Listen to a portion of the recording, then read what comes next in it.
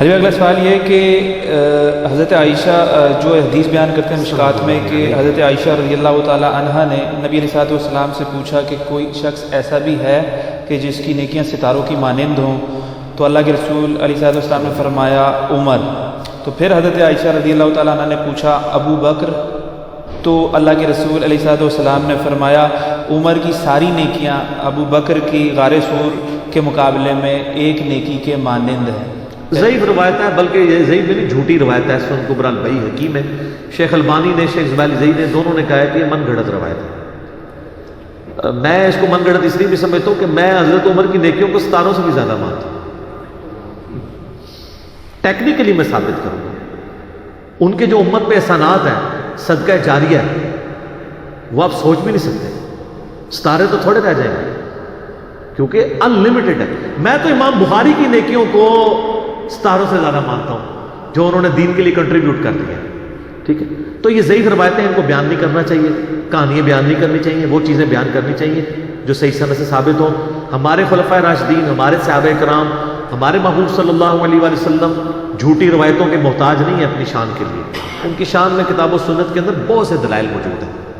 تو اس طرح کی چیزیں بیان کرنے سے نقصان یہ ہوتا ہے کہ جب آپ نبی علیہ السلام کا نام بیچ میں لے آتے ہیں تو یہ کام ہلکا نہیں ہے، یہ ذہن میں رکھیے گا. بخاری مسلم دونوں میں حدیث ہے، مولا علی جب خوارج سے جنگ کے لیے نہروان کی طرف جا رہے تھے تو انہوں نے اپنے ساتھیوں کو کہا کہ میں آسمان سے زمین پر گر جانے کو ترجیح دوں گا اس بات پر کہ میں رسول اللہ پہ کوئی جھوٹی بات منسوخ کر دوں. یعنی مجھے یہ تکلیف تو گوارا ہے کہ مجھے آسمان سے زمین پہ کوئی پٹخ دے، لیکن یہ چیز گوارا نہیں کہ میں نبی علیہ السلام پہ کوئی ایسی بات بیان کروں جو میں نے خود سنی نہ ہو، کہ جھوٹی بات ہو. میں نے نبی علیہ السلام سے سنا تھا کہ خوارج کو جو جماعت قتل کرے گی وہ روئے عرض کی بہترین جماعت ہوگی اور خوارج بدترین مخلوق ہوں گے. وہ اپنے ساتھیوں کا موٹیویشن لیول رائز کر رہے تھے. لیکن اصل جملہ پہلے والا ہے کہ صحابہ کرام اتنی احتیاط کرتے تھے. کیوں؟ مولا علی سے ہی پہلی حدیث ہے مسلم شریف کی کہ جس نے میری طرف جھوٹی حدیث منسوخ کی، نبی علیہ السلام فرمایا وہ اپنا مقام دوزخ میں دیکھ لے. تو جن لوگوں کو پتا تھا کہ نبی علیہ السلام پہ جھوٹی حدیث بیان کرنے سے آپ دوزخ میں جا سکتے ہیں، ان کی جرت تھی کہ وہ حدیث بیان کرتے. اور آپ لوگ اتنے دیدہ لے رہے ہیں کہ ہر ایک کہانی بیان کرتے جا رہے ہیں، جب محدثین کہہ رہے ہیں فیبریکیٹڈ ہے، جن کا سودا ہے وہ بتا رہے ہیں کہ جعلی روایتیں ہیں. تو آپ کیوں نہیں بیان کرتے ہیں جو صحیح روایتیں ہیں؟ اس لیے نہیں بیان کرتے ہیں کہ مزہ جھوٹی کہانیوں میں ہی آتا ہے. لیکن واللہ وہ غامدی صاحب کی میری بات یاد آئی. غامدی صاحب کہتے ہیں ایک دن مجھے میری بہن کہنے لگی کہ بھائی جان آپ جو باتیں کرتے ہیں نا وہ باتیں تو صحیح ہیں لیکن اس سے سارا مزہ خراب ہو گیا دین کا. کیا مزہ ہوتا تھا، جمعرات آتی تھی، اگربتی جلاتے تھے. ٹھیک ہے جی، مجھے آج تک، بلکہ جو لوگ ریورٹ ہوئے ہیں نا وہ کافی عرصہ جب میلاد کا مہینہ آتا ہے نا تو ان کے اندر وہ چیز جاگتی ہے کہ یار ہم کہیں گستاخ ہی نہ ہو. اس کا بھی میں نے جواب دیا تھا کہ جب یہ آئے نا تو پھر محرم میں بھی آپ نے ذرا دیکھنا ہے کہ میرے گھر میں ٹی وی کو چل رہا ہے اور میں نے کالے کپڑے کیوں نہیں پہنے ہوئے، کہیں آپ اہل بیت کے گستاخ نہ ہو. تو پھر آپ کو اس پھکی کا جواب مل جائے گا. نہیں، نبی علیہ السلام جو کہیں گے وہی کرنا ہے. آپ کو میں اپنی ماں کی ایک بات بتاؤں. سیدہ ام حبیبہ سلام اللہ علیہا، حضرت معاویہ کی جو بہن تھی، ابو سفیان رضی اللہ تعالیٰ فوت ہوئے. بخاری مسلم دونوں میں آتا ہے تیسرے دن انہوں نے لا کے خوشبو اپنے جسم پہ ملی. تو عورتوں نے کہا آپ کا تو باپ مرا ہے. انہوں نے کہا میں نے تمہارے لیے تو یہ بات کی ہے کیونکہ نبی علیہ السلام فرمایا تھا جو عورت اللہ اور یوم آخرت پہ ایمان رکھتی ہے اس کے لیے حلال نہیں ہے کہ 3 دن سے زیادہ سوگ کرے سوائے اپنے خامد کے مرنے پر 4 مہینے 10 دن. میرا باپ مرا تھا، 3 دن کے بعد سوگ ختم. میں نے اس کو اعلانیہ اناؤنس کیا. یہ ضروری تھا ویسے اناؤنس کرنا؟ نہیں، یہ اس لیے کیا تاکہ آپ کے دماغوں میں ڈرل ہو کہ دین آپ نے اپنی مرضی سے نہیں لینا، نبی علیہ السلام نے جو دین دیا ہے وہ لینا. اس لیے ہم جان بوجھ کے ہم بھی ایسی باتیں کرتے ہیں، کہتے ہیں ہر ٹائم اختلافی بات کرتا ہے. تو میں کہتا ہوں اور کیا کروں آپ کے دماغ میں ڈرل کرنے کے لیے. اور میرا معصومانہ سوال ہے، دنیا میں کوئی ایک بات ایسی بتائیں جس پہ اختلاف نہ ہو. پھر شروع ہوتے ہیں جی نماز پہ کسی کا نہیں ہے، نماز پڑھنی چاہیے کس طرح؟ ادھر ہاتھ باندھ کے پیچھے باندھ کے. اختلاف شروع. سر تسی کوئی ایک چیز نہیں پروڈیوس کر سکتے جو نٹی گریٹی تک اپنی اصل کے اندر اختلاف سے پاک ہو. یہ ہو ہی نہیں سکتا. اگر یہ ایسا ہو جائے تو ساری جنتی نہ بن جاتے. یہ امتحان اللہ نے رکھا ہے. آپ سے پوچھ کے قرآن نازل ہوتا تو اس کے پہلے صفحے پہ لکھا ہوتا یا علی مدد شرک ہے، حاضر و ناظر نہیں ہونا چاہیے، علم غیب کا عقیدہ نہیں ہونا چاہیے، کام نہیں ختم نہیں سمجھ کے سارے عقیدے سیٹ ہو جاتے تو امتحان ختم ہو جاتا۔